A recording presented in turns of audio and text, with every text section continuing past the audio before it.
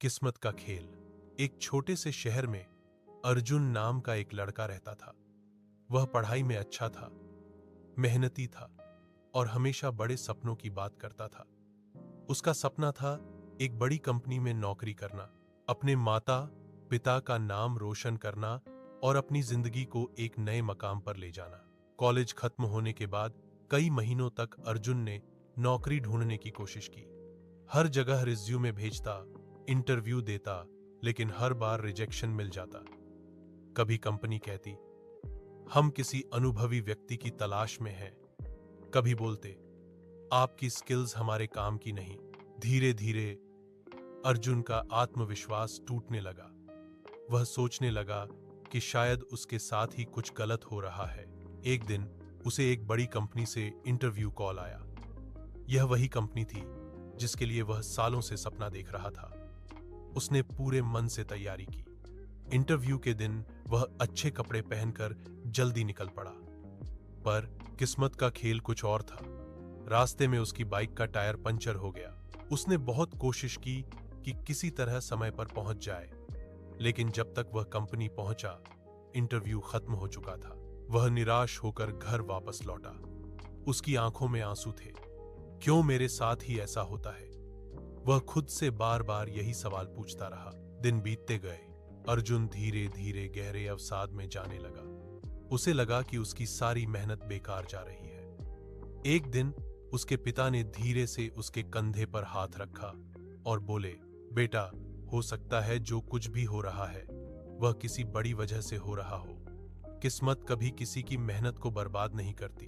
अर्जुन ने यह बात सुनी, लेकिन समझ नहीं पाया।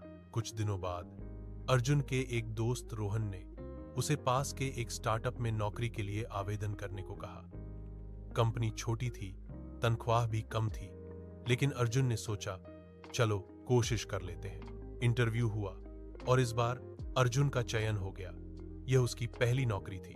वह खुश तो था, लेकिन मन में कहीं न कहीं यह कसक भी थी कि उसका सपना अभी भी अधूरा था। लेकिन असली कहानी यहीं से शुरू हुई। इस स्टार्टअप में काम करते हुए अर्जुन को बहुत कुछ सीखने का मौका मिला। छोटी टीम होने की वजह से उसे कई तरह के प्रोजेक्ट्स पर काम करना पड़ा। धीरे धीरे उसका आत्मविश्वास लौट आया। उसकी मेहनत, उसकी स्किल्स और उसका जुनून देखकर कंपनी के फाउंडर भी उससे बहुत प्रभावित हुए। एक साल बाद उसी स्टार्टअप ने एक बड़ी मल्टीनेशनल कंपनी के साथ पार्टनरशिप की और नए प्रोजेक्ट को लीड करने की जिम्मेदारी अर्जुन को दी गई। अब वह सिर्फ एक कर्मचारी नहीं था, बल्कि प्रोजेक्ट मैनेजर बन चुका था। उसका काम अब बड़ी बड़ी कंपनियों से बातचीत करना, टीम को संभालना और नए आइडियाज लाना था। और एक दिन किस्मत ने फिर करवट ली।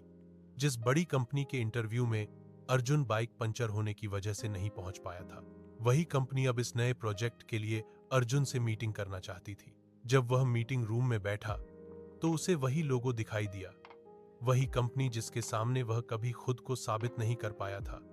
लेकिन अब परिस्थितियां बदली हुई थीं।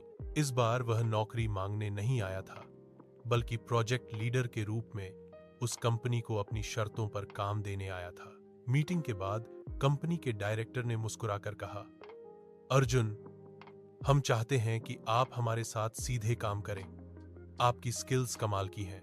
अर्जुन ने शांति से जवाब दिया, धन्यवाद सर, सब किस्मत का खेल है। जब वह उस बिल्डिंग से बाहर निकला तो उसकी आंखों में हल्की नमी थी।